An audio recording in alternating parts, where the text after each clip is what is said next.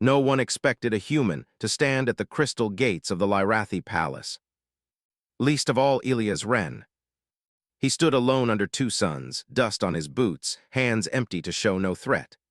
The palace rose before him like a living thing, walls of pale light, banners moving without wind, guards shaped by armor and tradition. They watched him with eyes that had never learned how to blink. Ilias had not come to seek glory. He had come to return a promise. Months earlier, his cargo ship had been torn open by pirates in the deep lanes. He should have died there, frozen between stars. Instead, a Lyrathi patrol vessel had found him drifting, unconscious, bleeding, but alive. The ship's captain had ordered him saved, even though humans were rare and mistrusted. That captain had been Princess Aurelian. Ilias woke in a quiet chamber of silver glass. He remembered her voice first, calm, steady, careful. She spoke to him like he mattered. She stayed when others left. When his ship was repaired and he was ready to go, she asked only one thing. "If you ever come to Lyrath," she said, "come as a guest, not as a stranger." So Ilias came. Now the guards stepped aside, not because they trusted him, but because the queen had ordered it. The doors opened. Inside, the palace breathed. Light curved across high halls. Water ran in narrow streams along the floor, clean and soft. Ilias felt small but not afraid. Humans had learned long ago that fear wasted time better spent standing straight. The throne room waited at the center. Queen Mariel sat upon a seat grown from living stone. She was tall, her crown simple, her face marked by years of rule and careful grief. When Ilias was brought forward, he knelt, not because he was told to, but because respect felt right. "Rise, human," the queen said. Her voice carried no echo. It did not need one. "You are the one my daughter pulled from the void." "Yes, your majesty," Ilias said. His words were slow, chosen with care. "I am alive because of her." The queen studied him in silence. Around them, the court waited, nobles, advisors, warriors, all watching the fragile creature who dared breathe their air. "Why did you come back?" the queen asked. Ilias swallowed. "To say thank you and to keep my word." A soft movement passed through the room. Surprise, not laughter. "My daughter saves many," the queen said. "Few return." "I am human," Ilias replied. "We return." Princess Aurelian stood to the side of the throne. She wore the blue of the fleet, not the gold of royalty. When their eyes met, her expression flickered, relief, worry, something unspoken. The queen noticed. "You understand where you stand," Queen Mariel said. "Our worlds do not mix easily." "I understand," Ilias said. "I won't cause trouble." The queen leaned forward. "Trouble has already arrived," she said quietly. She raised one hand. The room dimmed. A projection filled the air, star maps, red lines crossing borders, fleets gathering like storm clouds. "The Council of Nine demands my daughter's marriage," the queen said. "They want alliance, control, they want a symbol." Ilias felt his chest tighten. "They will choose one of their own," the queen continued. "A general, a prince, someone who sees her as a banner." Aurelian's hands curled into fists. "I will not give her to them," the queen said. "But refusal means war." Silence fell hard. Then the queen looked at Ilias again. "You are weak," she said plainly. "Your body is fragile, your people are scattered, you offer no fleets." Ilias nodded. "That's true." "But you came back," the queen said. "You crossed space with nothing to gain." Ilias met her gaze. "I came because she mattered." The queen stood. "In you," she said, "I see something the council cannot control." The court gasped. "I have chosen," Queen Mariel declared. "A human shall stand in my palace. A human shall be named as my daughter's intended husband." The words struck like thunder. Aurelian turned, shocked. Ilias froze, breath caught between disbelief and fear. "I did not ask if you wanted this," the queen said to him. "I ask only this, will you stand, knowing the galaxy will hate you for it?" Ilias' heart pounded. He thought of Earth, of stars, of a promise kept. "I will stand," he said. And in that moment, the palace changed forever. Elias barely slept that night. The human bed was soft, the room silent, but his mind raced faster than any starship he had ever piloted. He had survived pirates, storms between planets, and the cold void of space. But the palace, the queen, the princess, all of it pressed on him differently. It was not survival he feared now, it was honor, duty, and a place he had never earned. Morning came with two suns, spilling gold across the marble halls. Elias followed the silent corridors to a small courtyard. Water shimmered in shallow pools, reflecting the sky like broken mirrors. Princess Aurelian was already there, her hair catching the light. She moved with a calmness that felt alien to him, as though the entire world had bent to her steps. "You don't belong here," she said softly, not unkindly, as she approached. "They call you a curiosity, a toy, even my mother doubts you." Elias looked at her, unsure if he should respond with courage or humility. "I don't belong anywhere," he admitted, "but I came back because I could, and because you mattered." Her eyes widened, and for a moment he saw her not as a princess, but as someone just like him, human, vulnerable, seeking connection. She turned away and walked to the edge of the courtyard, staring at the distant mountains. "You don't know what it is to be expected to marry for duty," she whispered. "I have never chosen for myself, and now I must trust a human to face what I have feared all my life." Elias swallowed. His chest tightened. He had never imagined the weight of politics, honor, and tradition pressing on another person. "I will not fail you," he said, voice steady despite the turmoil inside. "I will stand beside you even if the world turns against us." Aurelian's lips quivered, and she finally looked at him fully. "You understand more than you know," she said, her voice softened. "Perhaps more than anyone here could." That evening the queen summoned him again. The throne room felt colder now, less a place of light and more a battlefield of expectation. Advisors whispered in shadowed corners, their eyes sharp and calculating. The human, frail by their standards, was the center of every gaze. "You understand the duties now," the queen said, circling him like a predator assessing a lamb. "This alliance, it is not simple. The Council of Nine will challenge your presence. They will attempt to humiliate you, to force submission." Elias nodded, though fear bit at the edges of his resolve. "I will not submit. I will earn my place, even if it takes my life." The queen paused. For a moment, her stern expression softened. "Perhaps that is why I chose you," she said quietly. "Because every other suitor seeks power, you seek nothing but truth." Days passed, and Elias learned quickly that the palace was a labyrinth of rules he could never fully understand.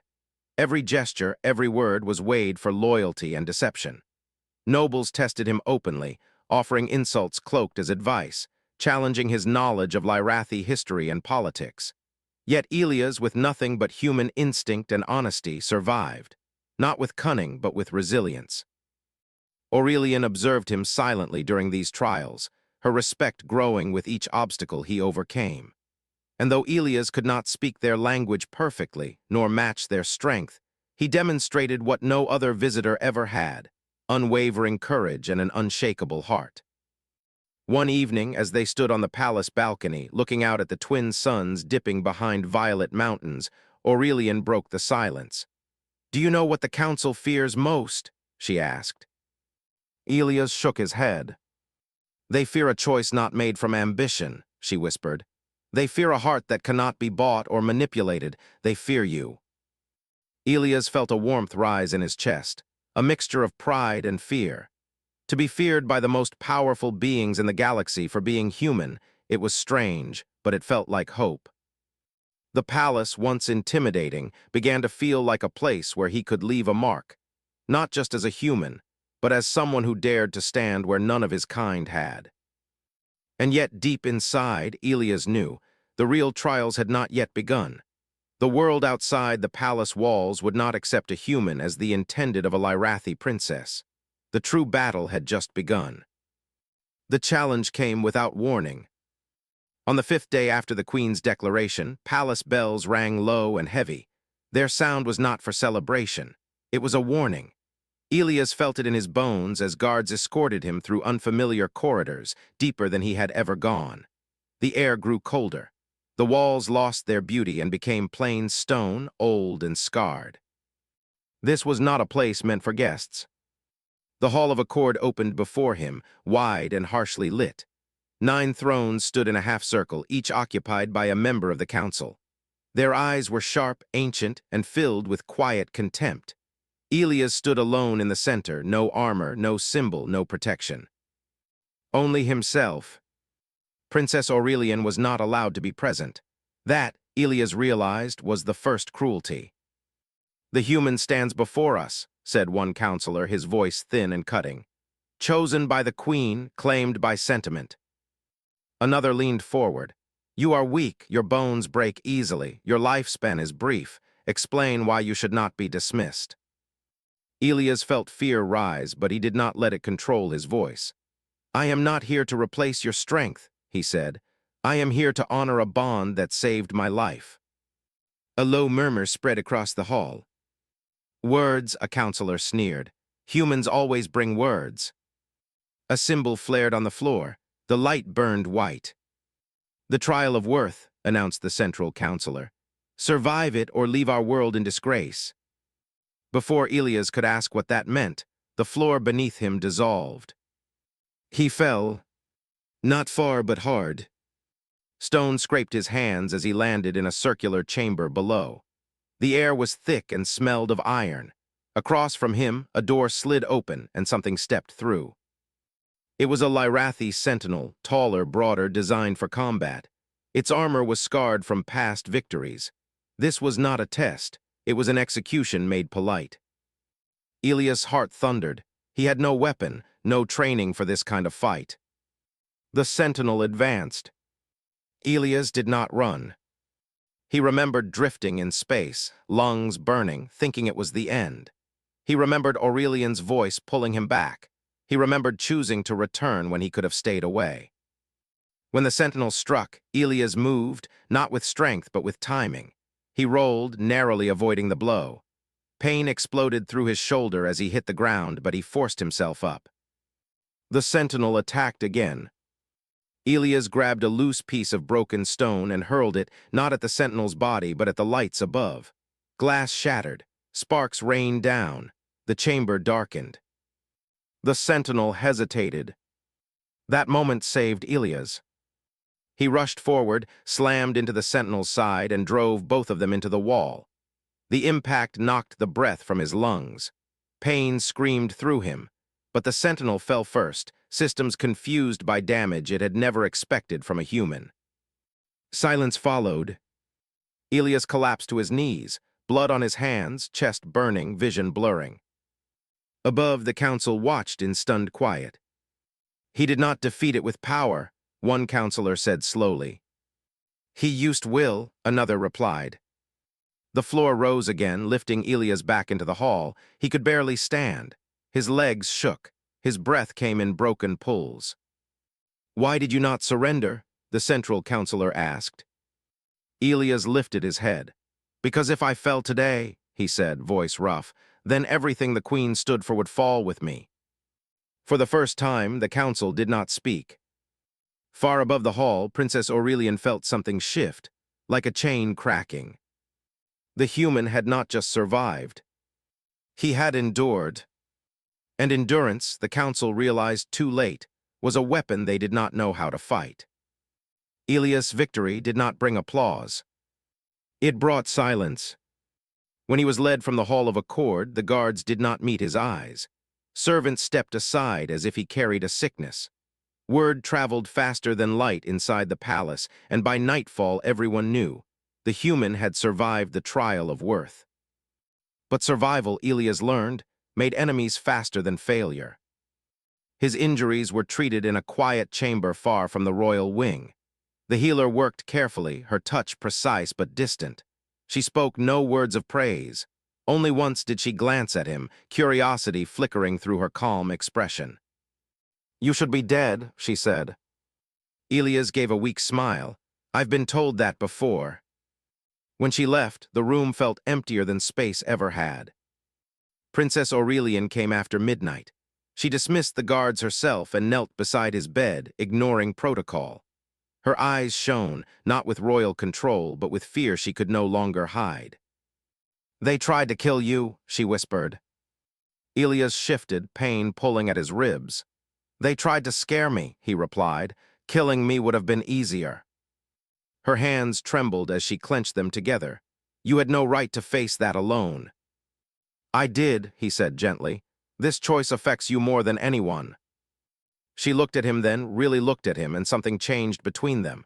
Not romance, not yet, something deeper, trust. Outside the chamber, shadows moved. That same night, the palace darkened in a way Elias had never felt before. Power flickered. Doors sealed without command.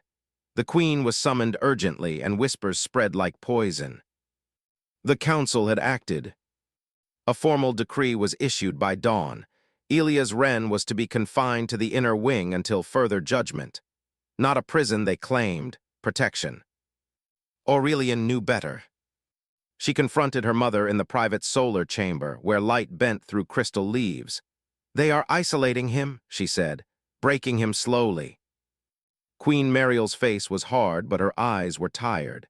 I expected this. The council does not forgive humiliation. They will hurt him, Aurelian said. They already have, the queen replied softly, but they underestimate humans. Elias spent days in the inner wing, watched at all times. He was not beaten. He was not starved. Instead, he was ignored. No visitors, no challenges, no voice but his own thoughts. For a human, isolation was a silent blade. Yet Elias did not break. Each morning he exercised within the narrow space allowed. Each night he replayed the queen's words, Aurelian's trust, the moment he chose to stand. He wrote messages on scraps of paper, even though no one would read them. It reminded him he still existed. Then one evening, a guard paused at his door longer than usual. You should leave, the guard said quietly, not meeting his gaze. A vote is coming. What kind of vote? Elias asked. The guard hesitated. One that ends things. Before Elias could respond, the guard was gone. That night, Aurelian risked everything. She disabled a surveillance node and slipped into the inner wing alone. When Elias saw her standing there, wrapped in a simple cloak, he thought he was dreaming. They want to strip you of all claim, she said urgently. Declare you unworthy, exile you. Elias' chest tightened, not for himself, but for her. Then you should let them. I won't, she said, not after what you've endured. He stood slowly, pain flaring. If they force you to choose between your people and me, choose them. Tears filled her eyes. That is not a choice, that is surrender. At that moment, alarms began to sound. Not for Elias. For the palace. Red light spilled through the corridors, as a warning echoed through every hall. An external fleet had crossed the border. The council's enemies had arrived. And suddenly, the human they tried to bury became the only one who had already proven he could stand when everything fell apart. The palace shook as warning sirens pierced every hall. Elias was already on his feet, his injuries forgotten in the surge of adrenaline. The council's fleets had long claimed dominance, yet now the enemy ships moved faster, larger, and with a precision that chilled even seasoned Lyrathi commanders. Aurelian grabbed his arm. We must go to the command hall, she said, her voice steady despite the fear in her eyes. They will not wait. Elias nodded. He followed her through corridors lined with armored guards and trembling servants.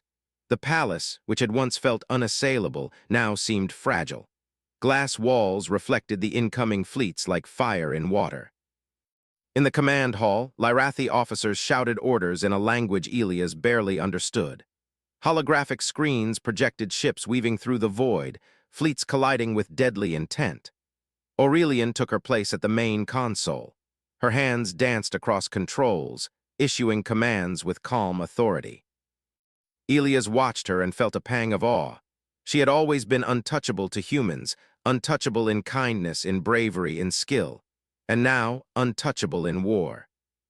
A sudden alarm screamed louder. A breach had formed in the outer shield. Metal groaned, sparks rained from the ceiling. Aurelian's eyes met Elias for a brief moment. If we fall here, everything dies. Elias clenched his fists. Then we do not fall. He found himself instinctively moving through the chaos.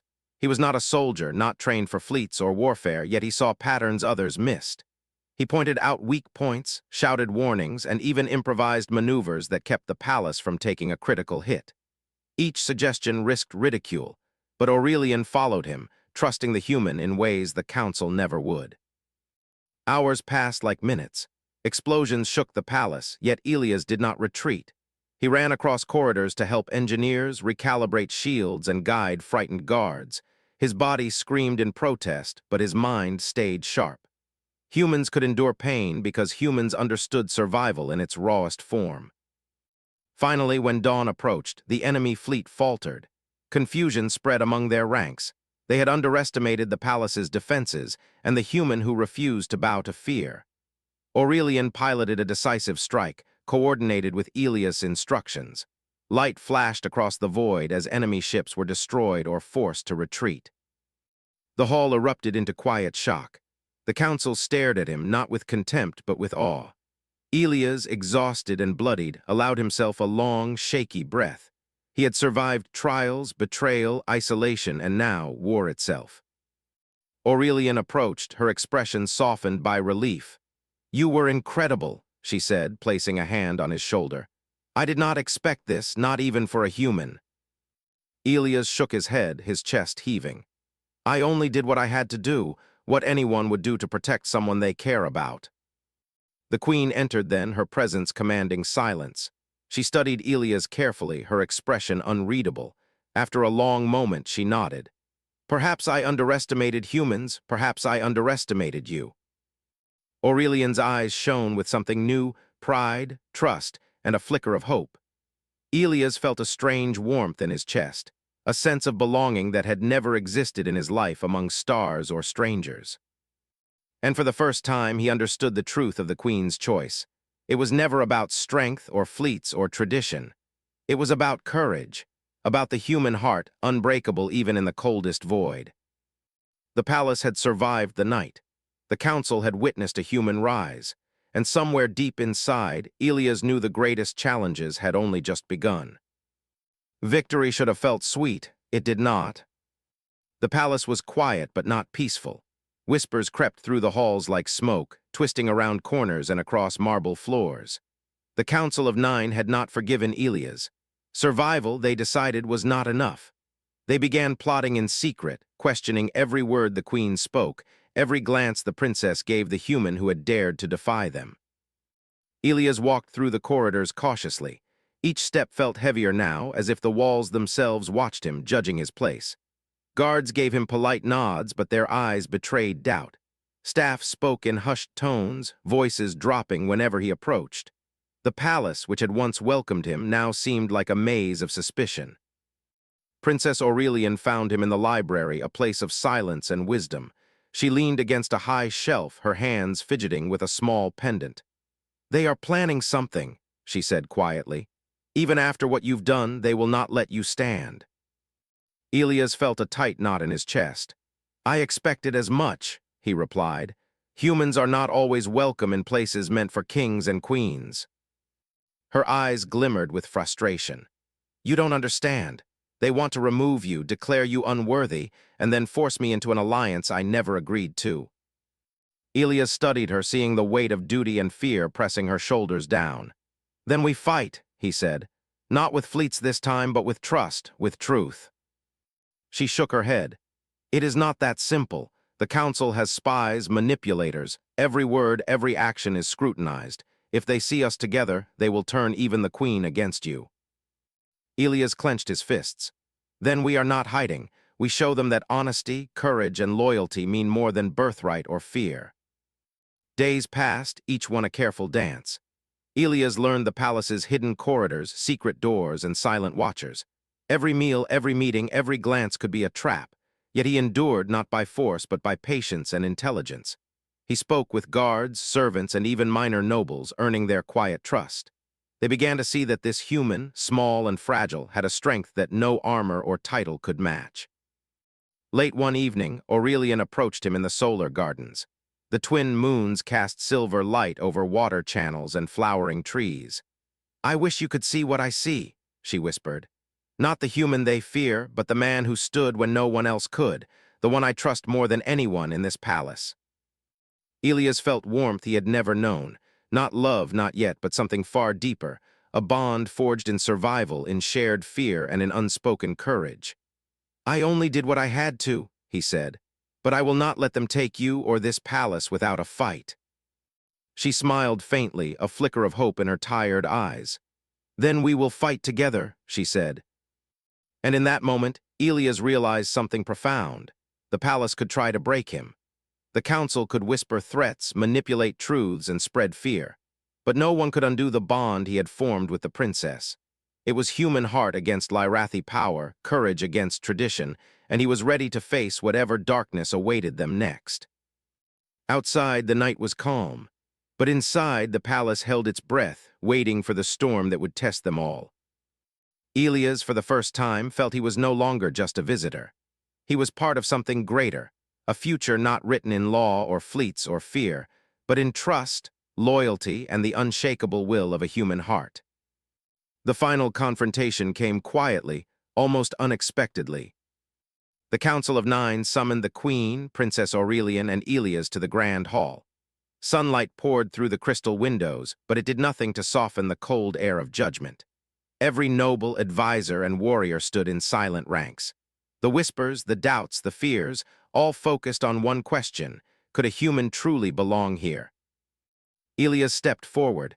His body ached from trials, from wounds, from exhaustion, but he stood taller than ever. Each scar told a story the council could not erase. He did not speak first. He did not plead. He only waited, allowing silence to draw attention to what mattered most: his courage. Queen Mariel addressed the council. Her voice was calm, unwavering. "You have tested him, insulted him, and sought to remove him, yet he has endured every trial. He has proven his worth not through fleets or bloodlines or obedience, but through loyalty, courage, and heart. That is something none of you can manufacture." Murmurs ran through the hall. The council's faces shifted, some with anger, some with awe, others with disbelief. Princess Aurelian stepped beside Elias. She did not bow, she did not speak to the queen or council. She looked directly at him, her hand brushing his. "I choose him," she said.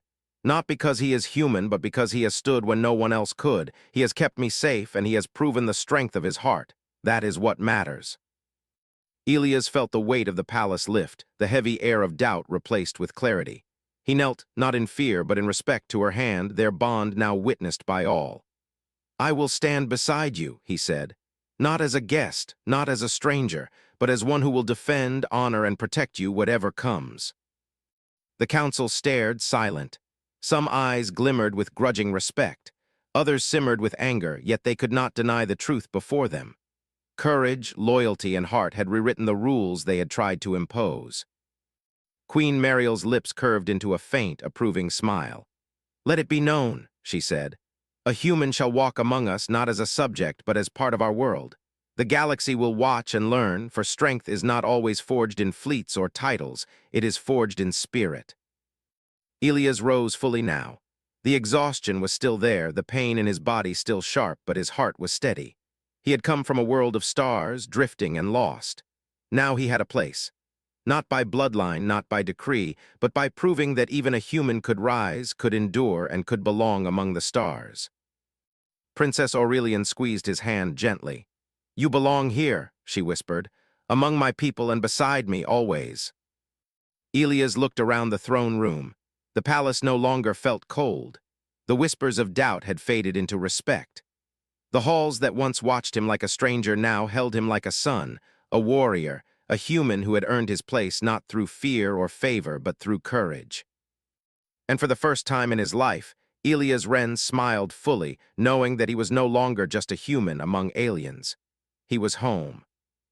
The stars beyond the palace windows shimmered, silent witnesses to a truth the galaxy would never forget. A human's heart could shine brighter than any fleet, braver than any council, and stronger than any fear. In that moment, the impossible became reality, and the human had finally found his place among the stars.